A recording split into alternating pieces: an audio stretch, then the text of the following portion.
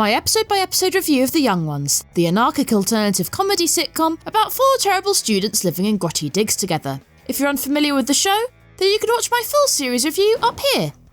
Today I'm reviewing the second episode, Oil. The lads move into their new student digs after their previous home was demolished in the pilot. Vivian discovers oil, leading to Mike becoming a dictator and forcing Rick and Neil to dig for it. Similar to last time, that second plot point only comes up halfway through the episode, but that makes sense when you consider the random nature of the show in general. As I've said before, the show is basically a sketch show with the same 4 characters. It's basically an alternative comedy version of The Goodies. Whilst it's not as funny as Series 2, there's still some of the immature squabbling and good dumb puns that we come to the show for. Anyway, they're probably Bill's. Who's Bill? They also go all out on ridiculous jokes that last less than a minute, like the genie giving Neil 12 arms for all of 10 seconds. We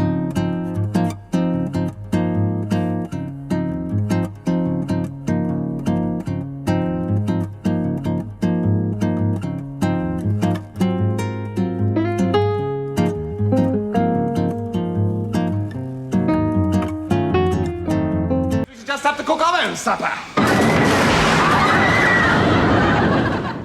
This slow-motion explosion is brilliant. It was much bigger than any of them had expected, if I remember rightly, so that was Rick's real reaction. As usual, the skits without the main 4 are the least interesting ones, even though, in fairness, the puppets are well made. Action. Thank you. Christopher Ryan's performance as Mike feels far more confident now. His delivery is far more consistent and deadpan. Look, this world is like a burnt steak. Small, tough, and the chips are always stacked against it. It looks like he and or the director had a better idea of who this character is, especially in the scene where he moves in, throws a load of bras on the floor, and plays a tape of him pretending to be a woman making sex noises. Establishing him as a loser trying to make himself look like a smooth-talking crook and ladies man. I like to think that the other 3 are the only ones dumb enough to believe it and accept his authority. By the way, Ronnie Golden's Buddy Holly impression was very good. I just love your English Beatles. Mind you, after 20 years of the suckers, I ain't got much choice. Daddy long legs, your bed makes more money than Peggy said. As for the rest of the supporting cast, Robbie Coltrane makes the first of his 3 appearances on the show, here playing a stereotypical Cockney bouncer. Shaking our booties down to the ground. Know what I mean? Do you think they wrote that line about Mike turning the house into a roller disco in the pilot, and then realised that they really liked the idea? This episode's song is a performance from Alexei Sale and his band Radical Posture playing Dr. Martin's Boots.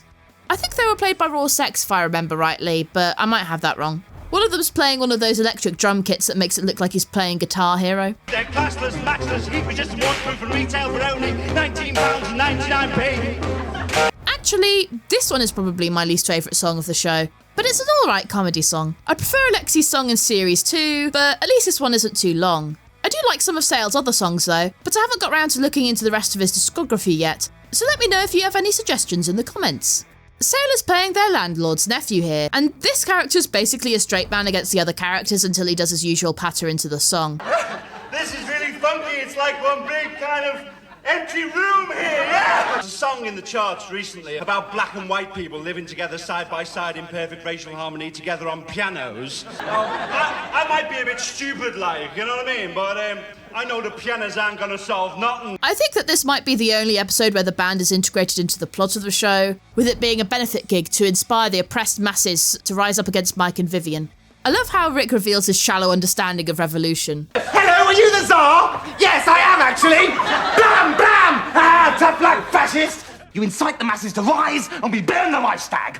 Well, we burn Mike's room anyway. It says on Wikipedia that the DVD release dubbed a new dialogue over the opening, but it didn't cite a source for me to confirm it with, nor did it say what had changed, so I don't know if that's true or not. Whoever made the Young Ones wiki pages did a pretty shit job as it is. Let me know if you know anything about that in the comments. Once again, this isn't one of their best episodes, as I think that Series 2 is superior, but it went by pretty quickly, and there are still some classic moments here. I would say that it's a slight improvement over the pilot. Have you seen this episode? What do you think of it? Let me know in the comments below. If you want more people to see it, you can like it or hype it. If you want to tip me, you can buy me a coffee on Ko-Fi. I also have memberships on there, Patreon and YouTube for bonus content, including seeing how I make videos just like this. If you want to see me discuss the episode where the house gets destroyed, then you can watch my last Young Ones episode review right here. See you soon! Well, I've got a good mind to give you a bloody good punch on the bottom for what you just said.